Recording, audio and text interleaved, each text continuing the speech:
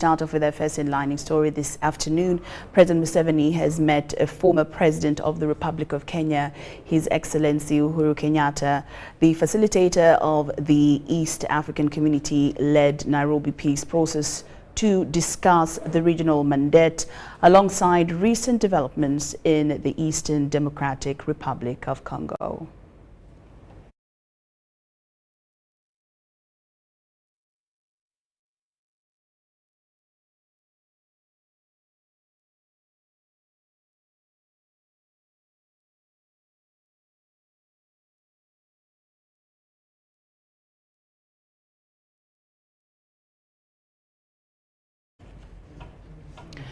President Museveni has met with America's Emmy Award-winning producer Peter Greenberg, who is in Uganda to film an upcoming documentary project aimed at promoting the country's tourism industry.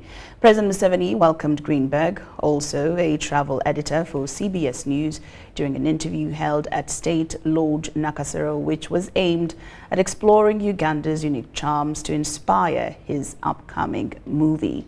The documentary, Hidden Uganda, is estimated to reach about 110 million viewers internationally when it airs later this year. During the engagement, President Museveni expressed gratitude towards Greenberg for his visit and emphasized Uganda's beauty, highlighting Uganda's exceptional geographical features.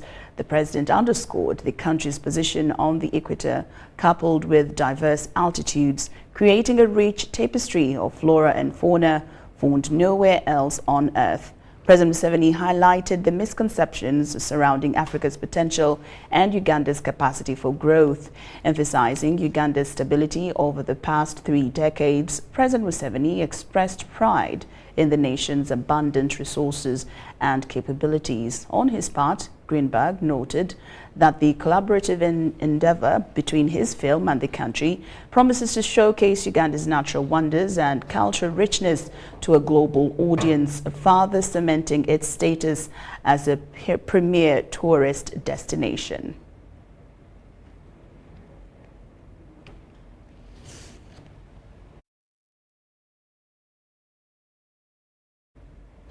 Deputy Speaker of Parliament Thomas Taya has emphasized the importance of understanding the root causes of violent extremism and terrorism. Taya made the remarks while meeting regional legislators from the East and Horn of Africa in Entebbe in a crucial meeting aimed at tackling the pressing issue of violent extremism and terrorism in the region.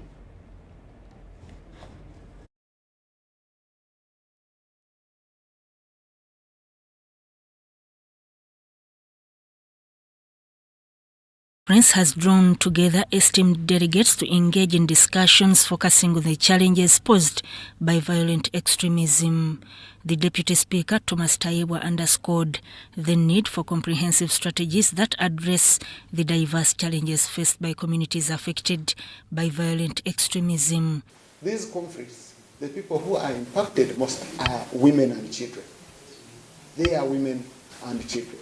Even men, in case of trouble, they abandon, and some of them are, of course, kidnapped and taken into the conflict. But some of them say, no, we've gone here to go and fend for the families. But the world we are in, and I've seen it from an example of my area, women are the ones holding the world together.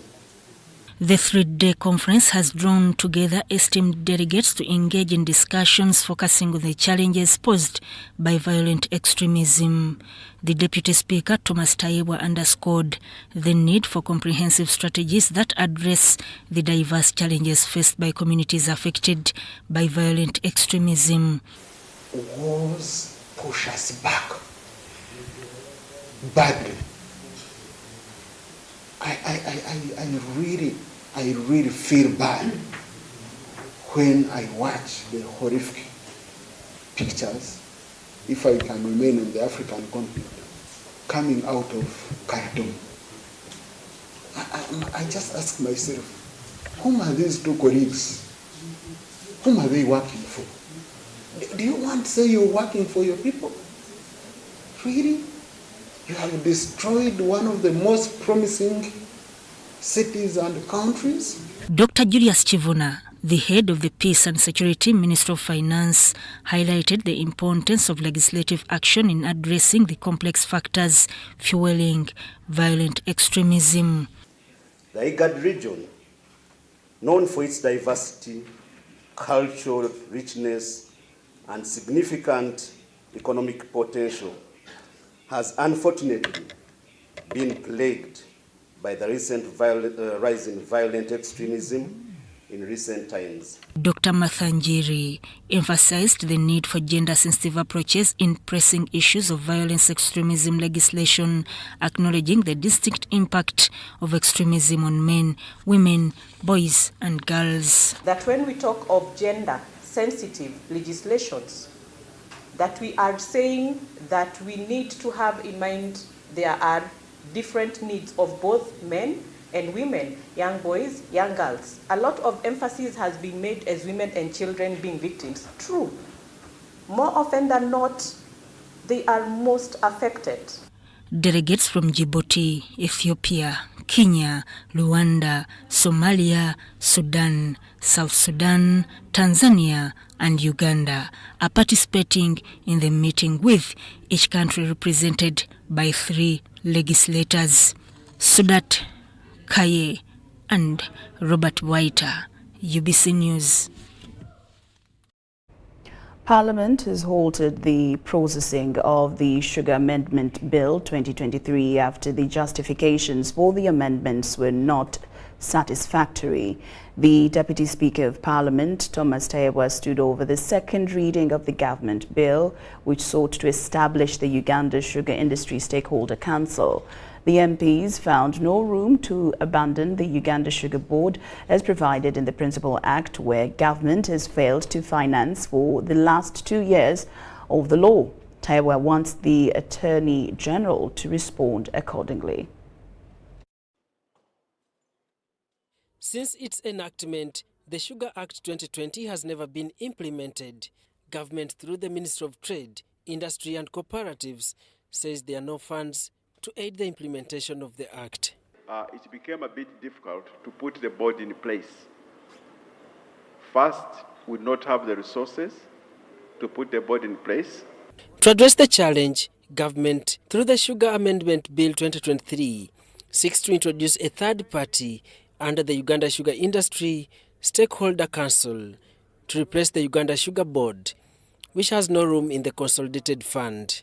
It became apparent that having a council, stakeholders council, which actually has the powers to license, which has equal powers by the farmers and the millers, is a better model.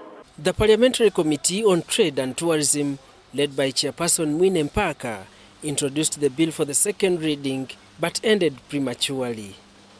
So if the Ministry of Trade thinks that changing the governance structure so that more powers is removed from them and given to the millers, to the farmers. In fact, I should be complaining why we are not giving even powers to us, the consumers, the final consumers who pay the price.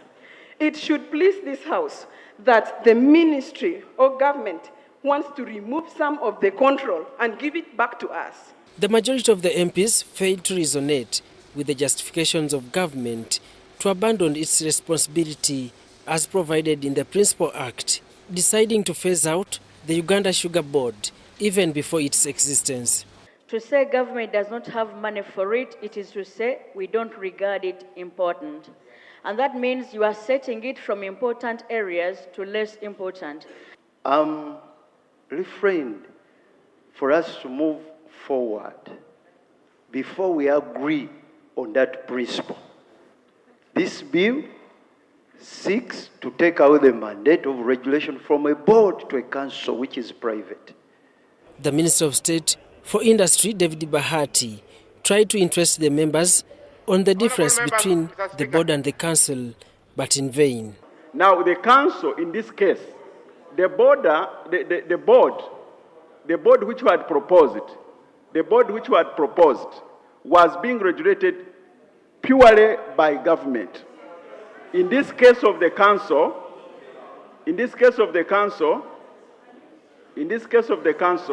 we are having the millers, we are having the farmers. The council is making recommendations to the minister. I'm wondering, we are going to every step of the clause, but I'm not even given an opportunity to propose an amendment to this bill. Are we proceeding well when I'm being closed out? Yet I'm a full shadow minister of trade and industry. The MPs also questioned how the proposed private entity will contribute the revenue to the consolidated fund and how government will control and influence on the intended private entity. The Deputy Speaker, Thomas Taya, who had started chairing the Bills Committee stage, ruled to stay the Sugar Amendment Bill 2023 to allow the Attorney General to guide the House on the way forward. Where does government get the power to create a private entity? And then you say, you private entity, you will pick from your pockets and fund. The Sugar Act 2020 provides a formula to determine the sugar price of sugarcane sold to millers, but the bill seeks to amend the formula in accordance with the international norms. I know sugar is sweet, and the debate on sugar is also sweet. But, Mr. Speaker, I beg to report that the Committee of the Whole House has considered a bill entitled the Sugar Amendment Bill 2023 and stood over it. Deferred it here. Thank you. Daniel Mugoya, Gloria Gutabinji, UBC News. Now, in a significant rebranding effort, the MK movement has been officially launched as the Patriotic League of Uganda, positioning itself as a formidable civic organization dedicated to fostering a spirit of good citizenship, national pride and service. The announcement has been made at the MK movement offices in Naguru, with Captain Mike Mukula presiding over the event as the chief guest. Upon it, as we believe. The streets leading to Naguru Sadler Lane, Plot 7, were crowded with vehicles and individuals eager to hear the much-anticipated announcement, previously hinted at by spokesperson David Kabanda on social media. The event saw a gathering of the now former MK movement's leadership, members of parliament and other supporters. Wow. Wow. Patriotic League of Uganda. The transition from a movement to a pressure group raises questions about its new role and impacts. We anchor our emphasis or efforts on patriotism. Fight corruption. They are going to fight for unity. They are going to promote patriotism. So are you saying that NM has underscored? No, they have done the best they could do for this country. But they have reached the peak. Members of Parliament, Twaha Ndwanga from the National Unity Platform, expressed their support for the PLU, underscoring its commitment to addressing Ugandan needs. Member of Parliament for Njero Municipality, I came on the NUP ticket, but I'm just glad today that I've woken up from dreaming to reality. National Unity Platform, I feel like not updating my contract. Because the club can't win. Despite the PLU's formation as a pressure group, discussions around leadership and legacy brought up the possibility of General Muhoozi Kainerugaba pursuing a political ambition. Comrades, and you the young people, every generation has a duty. And I want to tell you and listen to me very carefully. Success without succession is no revolution. Muhoozi is being prepared. Nationally, internationally recognized. Frank Tumwebaze, Minister of Agriculture, Animal Industry and Fisheries, defended Kainerugaba against political criticisms, highlighting the challenges that led to the creation of the MK movement. He's been targeted.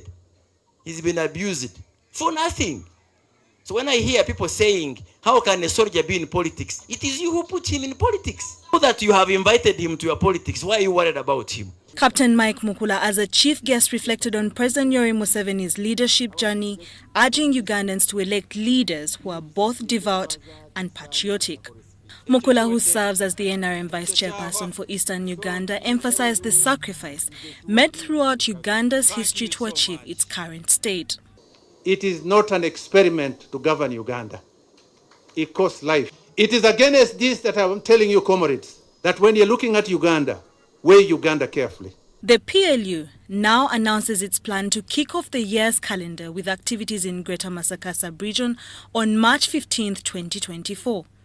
This rebranding comes after the launch of the MK movement, whose candle was lit in April 2022 under the commandership of General Muhoozi Kainerugaba. Patriots, we are going to move, we are going to take this gospel to the whole country.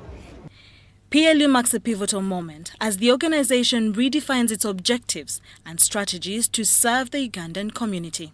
Sharon Chomjisha, UBC News. National Enterprise Corporation has embarked on implementing a project to upgrade road infrastructure at Namukekera Industrial Park in Kapeka. The over 200 billion shillings project, meant to last for not more than a year, will cover 33 kilometers of roads. The State Minister for Investment and Privatization, Evelyn Anite, says the infrastructure will further advance the ongoing industrial development in the area. Sitting on 5.2 square miles of land, Namukekera Industrial Park in Kapeka is home to about 21 factories. The projection is that upon completion, 80 factories will make up this industrial park. This underscores the need for improved road infrastructure, something National Enterprise Corporation is embarking on. We have a mandate to do roads within the park, as well as also construct the waste water treatment plants. The project is big. It's around 270 billion, but the government only realized little money of around 15 billions, which are going to help in the development of the roads as a starting point, and we hope to use less than a year. The project has been flagged off by State Minister for Investment and Privatization, Evelyn Anite.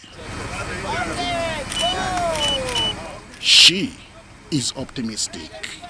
It's going to be 33 kilometers road, and we are very happy that even before the infrastructure is done, the proprietor, Mr. Zhang, has already gone ahead and working with the General Salim Saleh to ensure that Kapeka Industrial Park is operational. Anita says road infrastructure is a driving factor towards industrial development. She describes the initiative as timely.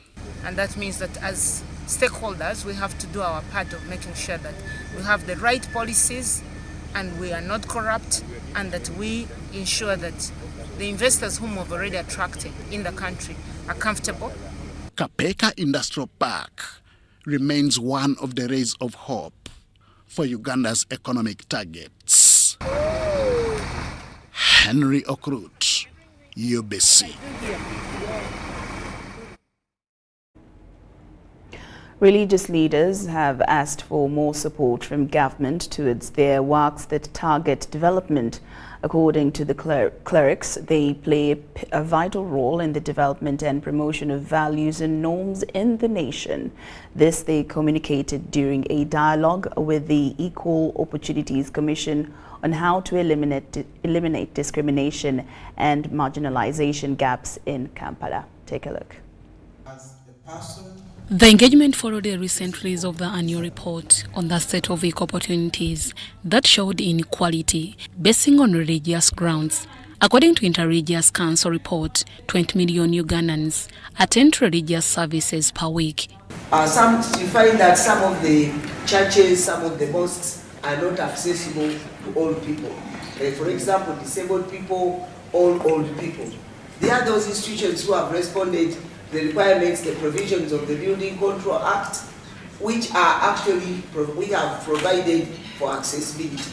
And maybe if you find such people, remind them that your pastors and your leaders would love to help you in the training so they get a better proportion of being trained, being helped to understand the theological perspectives towards what you call miraculously. It's against this background that religious leaders have called for government's support, since they act as a key factor in impacting norms to citizens.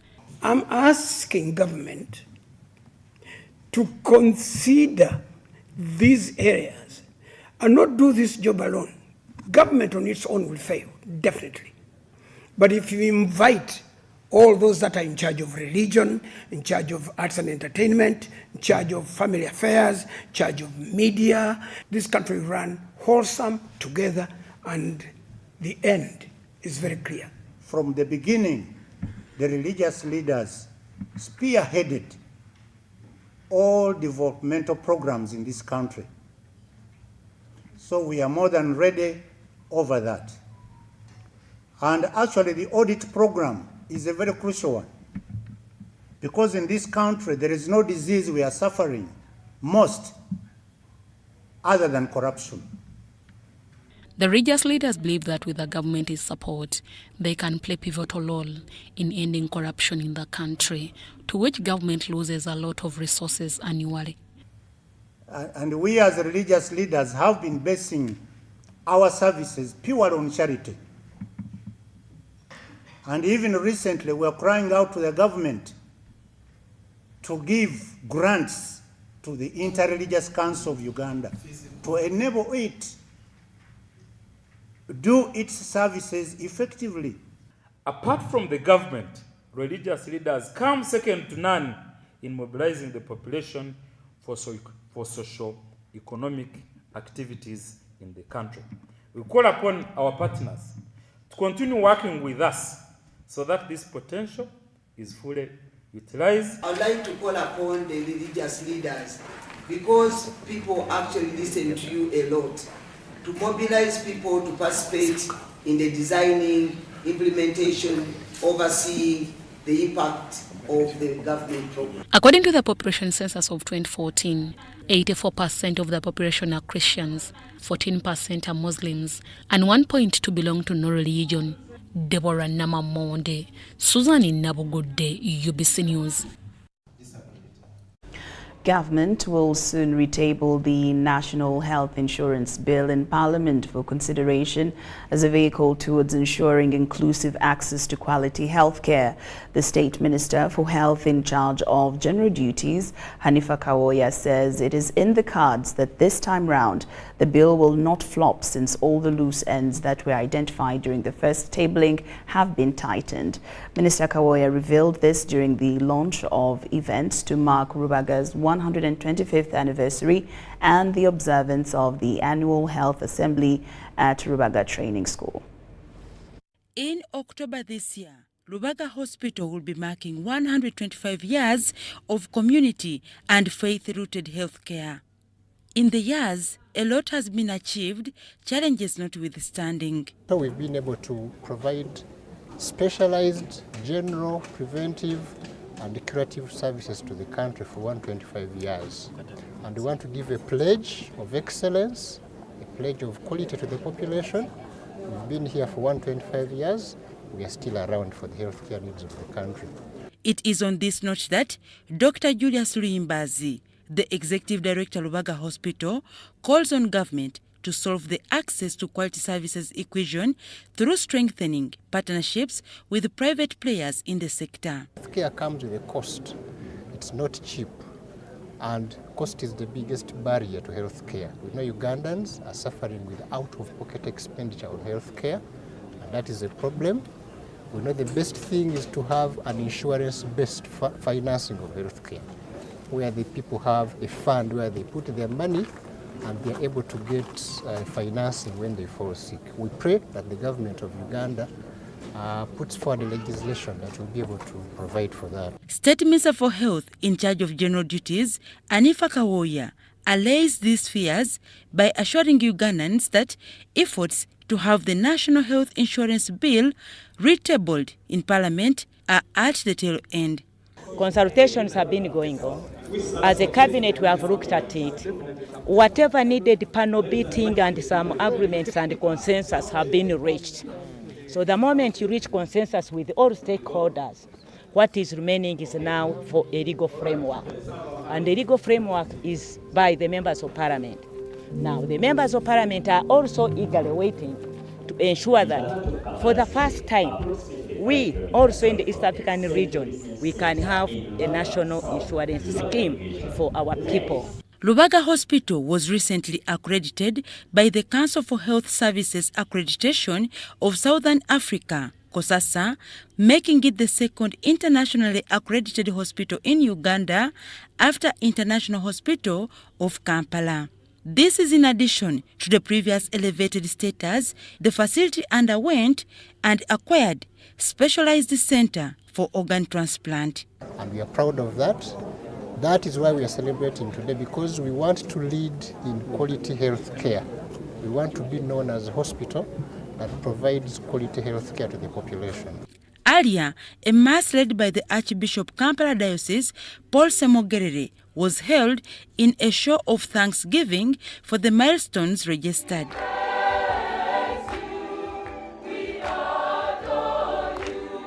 Archbishop Semogerere sermonized on the importance of health workers to render service beyond self. And being a medical doctor, a health worker, a nurse is a gift that comes from God. They shouldn't complain that they have no work. They are lucky that the work is always there. We shall always have sick people, and they are needed as health workers. Let them not take this for granted. God has given them this gift. Let them give this gift to the people that need it, because it comes from God. Lubaga Hospital is the second oldest health facility in Uganda after Mengo Hospital that was established 2 years earlier. Dorcas Kimono, UBC News.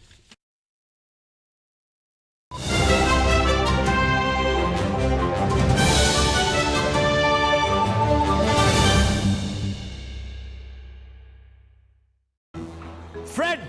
Osmosis. Freddy! Fred Dollar, my boss, CEO Inojo, the general of generals, the conqueror of conquerors, the first and the final, the sky above the skies, the promised land, the terms and the conditions, the international king crocodile, the source of the Nile. I don't have money today. Just a capital loan of 200k to stock on my shop. The signs and symptoms of success. The bank commander, not the bank teller. Why hassle for a loan when you've got MTN Momo? We're sorting it. Use the Momo app or dial *165*5# for all quick loans. Choose from the different loan options from our partners and get one that works for you. Together, we're unstoppable. The energy of this land comes to life in dreams and memories. It lights up in these nights and leads us to new horizons. It pushes us to go further and see bigger. The energy of this land comes from here. It comes from Africa, and it vibrates in each of us. Empowered by Africa. Oryx Lubricants, powered by Africa. Get value for your money by choosing the right paint. With Global Paints, you don't just paint, but paint for generations to come. Make Global Paints a paint of choice and make your building a paradise. We have weather coat emulsion, undercoat emulsion, silk vinyl emulsion, flat emulsion, super gloss, and high gloss. Global Paint, a reliable product. Ebisera by'okuzaayo abaana mu masomero tebiteekwa kukaluubiriza n'akatono. Eno kusimba nnyiriri mpanvu, kano kalipagano ka bidduka. Simanya kuzunga na banka siripsi. kati osobola okusasula school fees z'omwana wo ate n'okola n'ebirala ntoko ku ssimu ye ey'omu ngalo. Ekikola kyangu nnyo. Nyiga bunyizi *165*8 ogoberera ebikulagiriddwa oba okozese app ya MTN Momo. Ate kati okola ki olwaleero? MTN Mobile Money Uganda Limited erungamizibwa banka enkulu eya Uganda.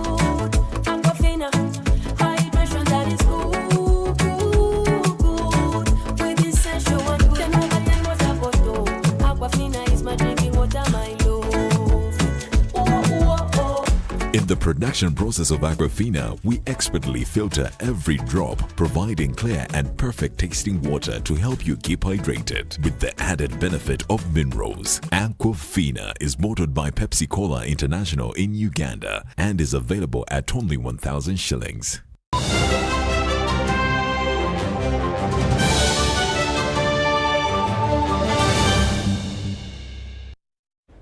Welcome back from that break, and we're glad that you're still with us here in UBC Lunchtime News. Now, in a significant development aimed at enhancing infrastructure connectivity, Finance Minister Taya has officially signed a loan financing agreement worth $30 million for the Katinero road upgrading project. Now, this transformative initiative will link the districts of Soroti and Kaberamaido, fostering regional development.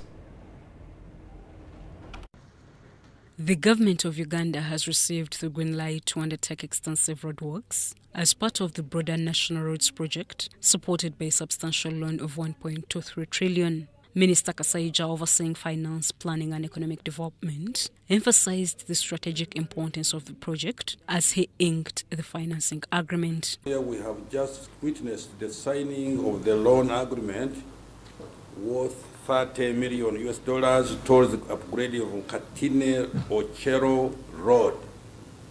This will entail construction of 69.3 kilometers, 2-lane roadway, including earthworks, pavement, and draining works. Minister Kasaija issued a caution to contractors, stressing the importance of meeting deadlines. He assured that addressing complaints promptly would prevent additional costs, emphasizing effective communication channels for issue resolution. Money comes. When it comes, we have agreed we must complete the project in 2 years. We go even to 5 years. Shame. Shame, please. Shame. Sorry, Minister, colleague, Minister. But the reality must be really said. Question will come, maybe compensation, but then when we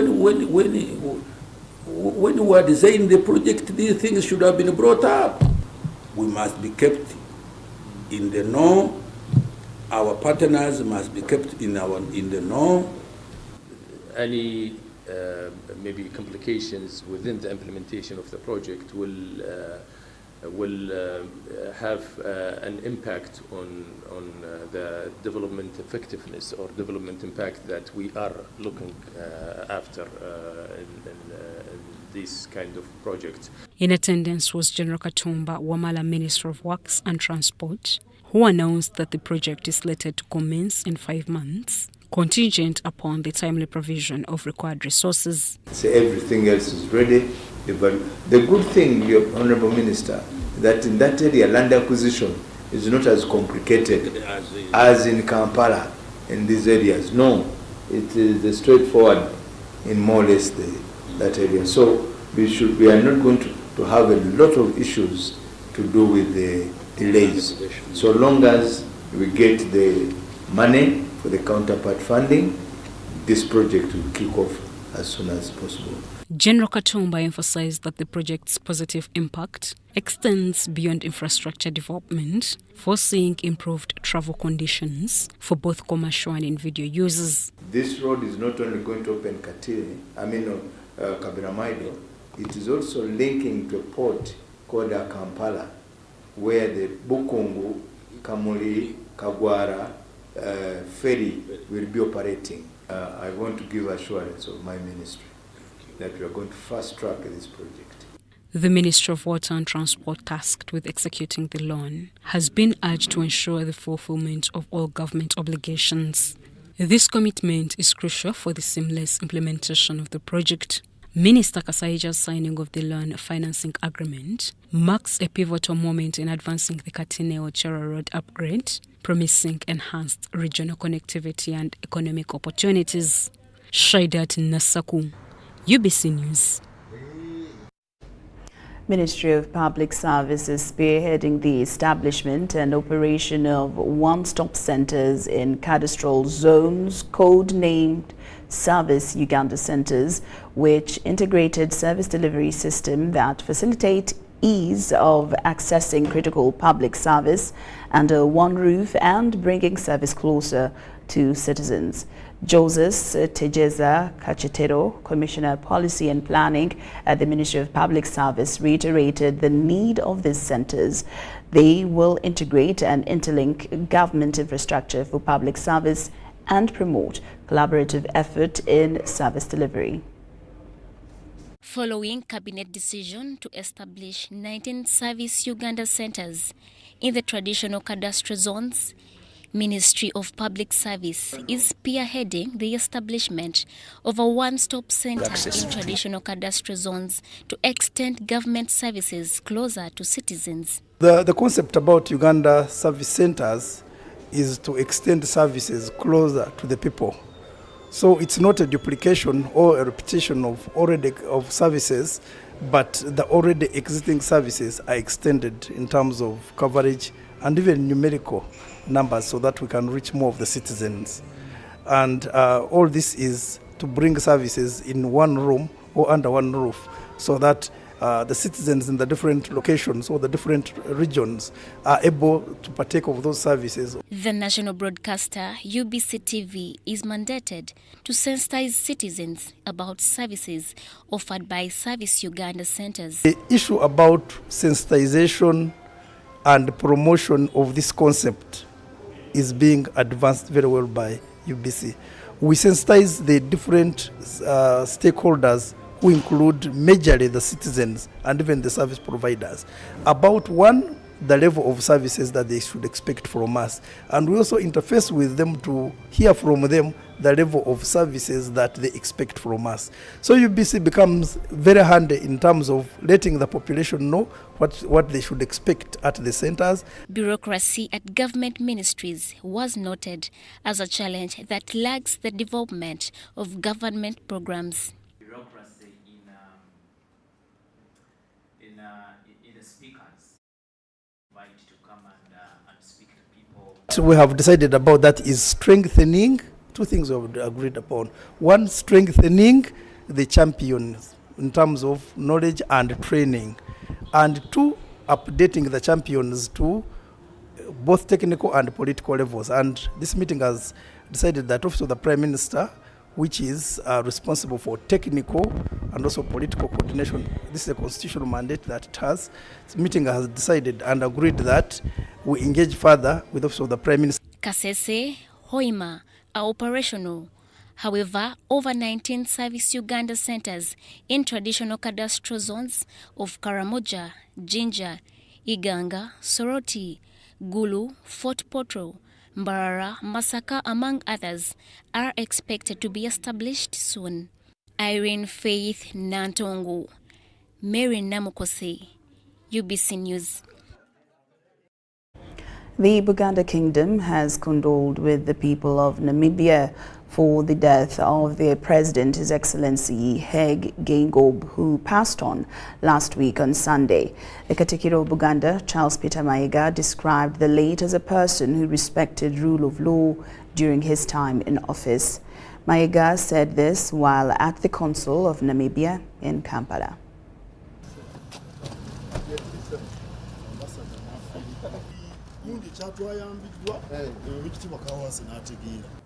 It was also sad for Africa. It is particularly sad because President Hage Geingob has worked tirelessly for the transformation of the lives of the people of Namibia, ensured that there is economic and social progress in the country. And Namibia is usually cited as an example of a progressive country in Africa, a country that is stable. That's why there are lots of business opportunities for many Africans, including Ugandans. The president died, the succession has been very smooth, which again goes to show the strength of the institutions of state in Namibia. Tandika okubeera n'abantu bano nga bali mu kulwanira eddembe oba obwetwaze mu myaka agambye amazina b'emyaka 5 kuweza emyaka 15 naye baali ne pulezidenti ono wa wano babadde naye bakolaganye bulungi era bwe yamala okufuna obwetwaze nga bazzeeyo pulezidenti waffe yasooka okugenda y'omu ku baasooka okugendayo enkolagana nnungi kubanga era singa si nnungi sandibaddewo. The Chief Justice of Uganda, Alfonso Winyidolo, extended heartfelt congratulations to Justice Julia Sebutinde following her recent appointment as the Deputy President of the International Court of Justice on the 6th of February 2024. We have more details in this report.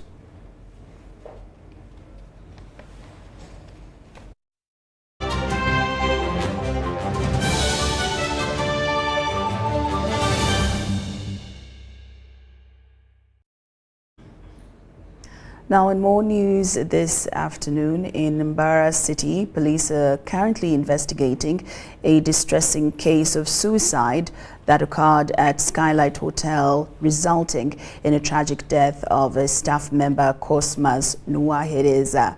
Kasasira Samson, the spokesperson for the Rizi Regional Police, has strongly condemned the act and emphasized the importance of seeking counseling.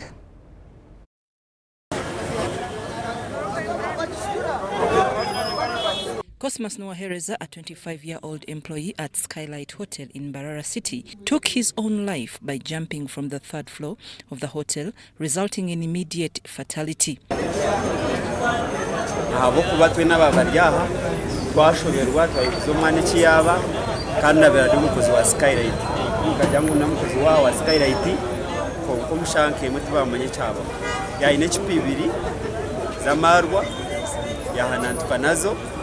yaiteransi nazo kandi yafatiye muko cyatangaza munonga ko mwebembezi kureba abantu tugira ngo bagezeho kwerinda mbintu kebi atosanga umuntu bayitwaza accident zemoto kuko kusanga ngo hato umuntu yinarga kizimbe kechi na hinde na yiteransi ko mwebembezi ninzumirira umuntu yagire cyamuteganisa cyona agambira omunywanu we. The incident occurred around 7 p.m. last night. Eyewitnesses suggest that Nuwahereza was facing some problems that may have contributed to his decision.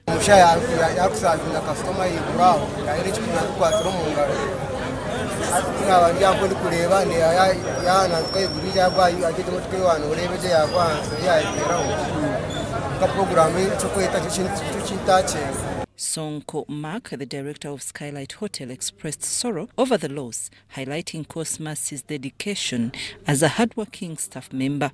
It was mentioned that Cosmas had received his last month's payment. Abatayero mucharo guritaka kunka kwa garichere bezera kashama na mwenda mwena hono haya korire suicide akatemba mpego kizimbe akahanazwa mwenchi manyisangu omucharo maybe yabire yonko butikirizangana konka bakuba kubururiza abandi mwena benaronda sente zo gurita karukwata kandi arona babenu bamuterera amasima ari kubasindikire sente mwene nebintu bibire bitukutekateka omucharo abwitaka na nabasera baso mu kumwiba esente nyingi.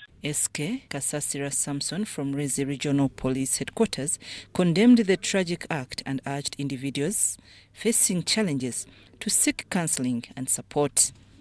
The cause of these actions have not yet been known, but we request that whoever may have an idea or reasons why Cosmos took his life to come out and help us with our investigations. We advise them to always share with friends, family, or leaders, especially church leaders, so that they can help them, rejuvenate them, so that they can lose these suicidal intentions.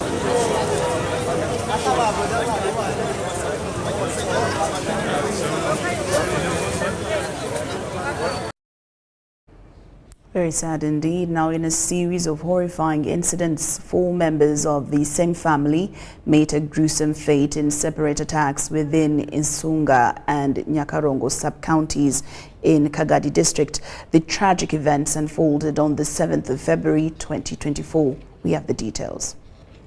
Residents of Kasensima and Chijonjomi villages in Kagadi district were left in shock and grief when a 34-year-old man allegedly committed a brutal double murder within his own family. The victims, identified as 55-year-old John Chamuhangire and 9-year-old Musinguzi Lawrence, both residents of Chijonjomi village in Isunga sub-county, Kagadi district, lost their lives in the horrifying incident. The suspect, identified as Raphael Karamaji, sought shelter in their home, requesting a child to sleep with as company. In the morning, the child was heard crying, prompting them to intervene. Karamaji threatened harm, but the child's father insisted on entering. Tragically, Karamaji killed both the child and the father.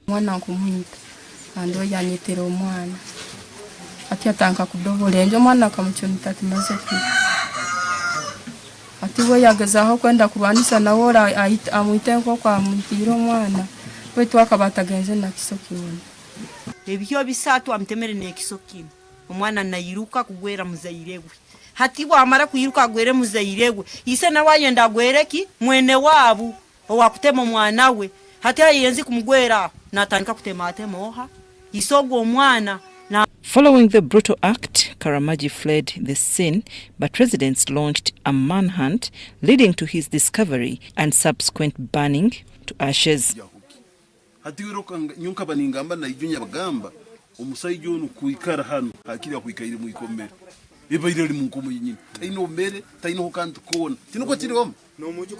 In a separate incident, residents of Mabale A village in Chakarongo sub-county, Kagadi district, were horrified upon discovering the body of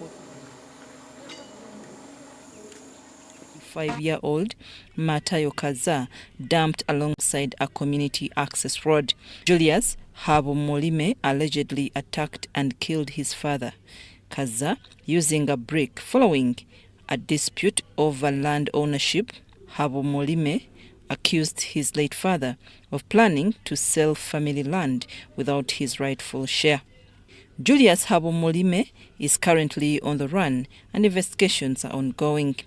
Eric Musana, MP Buyaga East, attributes the gruesome murders to domestic violence and calls for a more proactive role from local leadership in preventing such incidents. In the reports we see the root cause might have been having a mental problem, and the mental state of mind is supposed to be handled, and these are the issues that would have been controlled at a serious matter. Lilian Ruteraho, RDC Kagadi, acknowledges the loss of 4 lives in 24 hours, with 3 from the same family, promising thorough investigations and vows to bring perpetrators of mob justice to book. We are going to get a report. The man was burnt into ashes. This is so unfortunate to the people around this area. This is so unfortunate to the government of Uganda and the leadership. But we are in charge. What I know, we must bring those people to books, since We have now got them through videos. The mob not only burned the suspect, Karamaji, to ashes, but also destroyed all his property, including the house, latrine, and utensils. UBC Lunchtime News. Now, Ntungamo District has attributed its recent success that saw it top the 2023 primary leaving examinations to the First Lady, especially during her role as the area's Member of Parliament. Educationists say that the First Lady back then invested energy in the area's education, with several schools showing improvement back then. Now the district is celebrating her insistence with a dominant display in the 2023 primary leaving examinations, during which remotely located Uganda Kids Project Primary School bettered all others with 100% first division pass rate that had 9 learners secured for aggregates.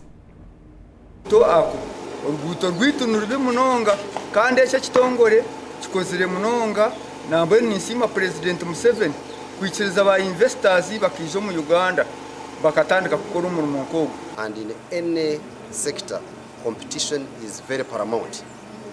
When these people hear that in a certain school they are performing better, it gives them the determination to also compete. Yes, we've been blessed by the government. The government has been my friends from the very beginning. I've met many people, from people working with the First Lady all the way to the local RDCs, the LC5 chairman, the local councillors, even the LC1 chairmans.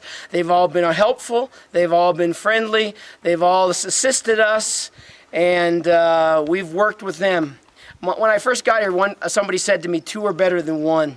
And I realized that the Uganda government, working with us missionaries from America, together have accomplished much, and we've been blessed to work with such a great country like Uganda.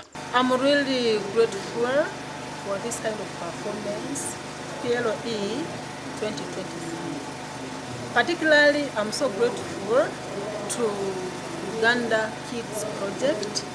It is a primary school found in Ntungamo District that merged the best school in the whole of Uganda.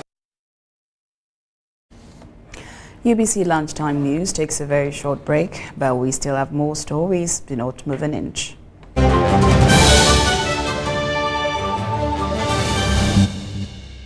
Nyati Motion Pictures brings you Tuko Pamoja, a documentary film about our unity as Ugandans and Africans. Bunyoro would have simply created an East African community that we are looking for today. The rulers of Bunyoro are actually Luos. We were the same people, and genetically we are even the same people. We are similar people. We are one. Pamoja, we are one. Use that word, Pamoja. Tuko Pamoja. Premiering every week from 3rd February to May at the National Theatre and Indere Center. Daily screenings are from 4th February to June 2024 at Ham Cinemax, Makerere University, and the National Theatre. To get a ticket, call 0778 787 660. Tuko Pamoja? Proudly supported by UBC, the National Theatre, Ndere Center, Ham Cinemax, Makerere University, and the Ministry of Gender, Labor and Social Development. Tuko Pamoja.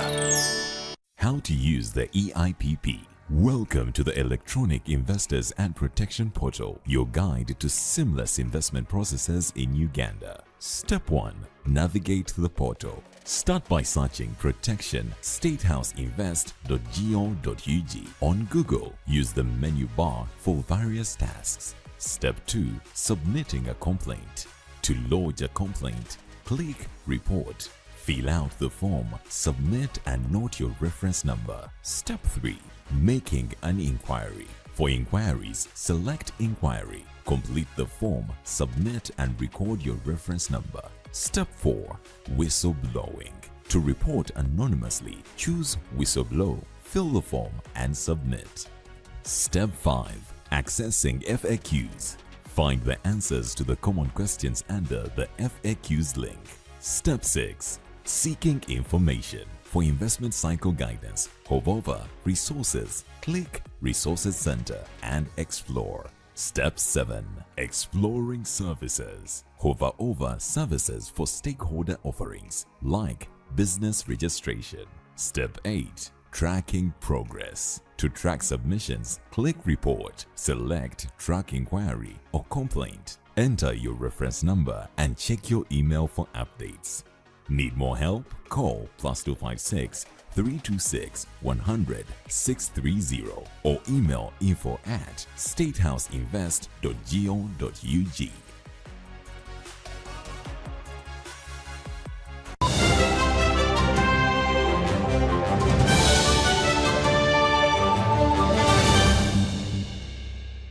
Welcome back from that break, and now into the business scene. Commercial banks are urged to design special interest rates for local investors to facilitate their bidding muscle for public procurements.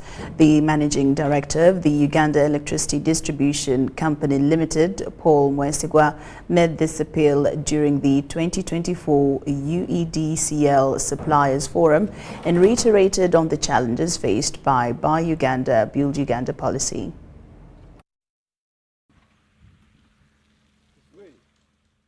The 2022 Uganda Electricity Distribution Company Limited Suppliers Conference centered on the recently passed PPDA Act in regulating local investors bidding for public projects. You compete and we make sure that we follow the same standards. So whoever is given the contract is the best evaluated bidder. We cannot say if you give a bidder this time, next time give the other one. No. Government entities are accused of delaying payment to business companies upon delivery of contracted projects. PPDA cautions accounting officers of advertising projects before budget approval. If an organization does not deliver in time, they are charged. They pay the liquidity damages. And I find it unfair if an entity does not pay on time, on the stated time that is put in a contract. Accounting officers, prior to signing of those contracts, they must first ensure that the entity has money. The problem with some of us, we are dishonest. Even when they tell you that there is no money, you say, give me the business, you will pay me. Now, government normally experiences budget shortcuts, and sometimes we cannot predict. Uganda Electricity Distribution Company Limited confirms their collaboration with the local investors in the process of power distribution, especially on those supplies produced locally. Even poles and cables, those conductors you see on the line, both ABC and Bayer conductors, they are all procured and manufactured locally here. There's a factory in Namanvi and there's another factory in Jinja. So it is only those items which are not manufactured here. That's when you can allow international importation.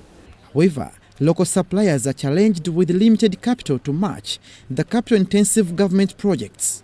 UEDCL urges to commercial banks to design favorable packages for local investors in support of Buy Uganda, Build Uganda policy. And it's the reason why we invited banks to ease the potential suppliers to access financing. And not only financing, but good financing. At the same time, we've also encouraged them to, if they are putting up a bid, to put in time to check their quality. Because we've observed that some companies lose out on their bid, not because they don't have the money. They have the money, they have everything, but the quality document they submit, they might forget one or two documents, and forgetting causes them a problem. The 2024 UEDCL Suppliers Conference targets pre-qualified suppliers and potential suppliers under the theme Supply Chain for Sustainability.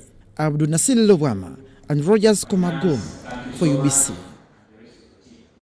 Private Sector Foundation Uganda has officially endorsed ICRA as a credible and locally based credit rating company that its members can associate with. This was witnessed at a Memorandum of Understanding signing between the two entities at the PSFU headquarters in Nakasero, Kampala.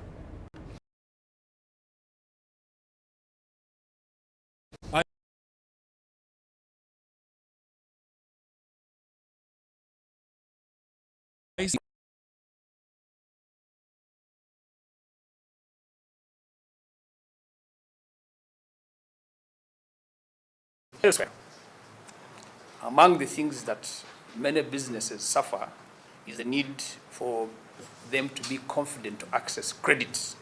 A credit rating agency assesses the financial strength of companies seeking investment by analyzing their finances and how lucrative the industry it operates in is to inform investor decisions. The quality of suppliers, the quality of buyers, the concentration risk on buyers, the concentration risk on suppliers, their cash conversion cycle, the repayment capability, their future one. If the investor, what investor think that, okay, that is an information which is very important about the bureaus, that what is their historic performance, but now what is their future capabilities. ICRA has also joined PSFU membership with hope to leverage networks of all institutions that need their services. We believe that by partnering with PSFU, we'll get to know the local market, how it works, how the dynamics, and let's portray the African market how it's supposed to be. I believe the African market, we are in another level, and we need to show the international market like who we are. PSFU encompasses over 320 business associations in manufacturing, agriculture, ICT, and financial sectors. This partnership opens doors for the thousands of businesses in need of capital to know their credit rating, thereby enabling access to faster credit. Wadulo Mark Arnold for UBC News. And that wraps it here on UBC Lunchtime News. Thank you so much for your company. Do enjoy much more of UBC Television's programming. I'm Lorraine.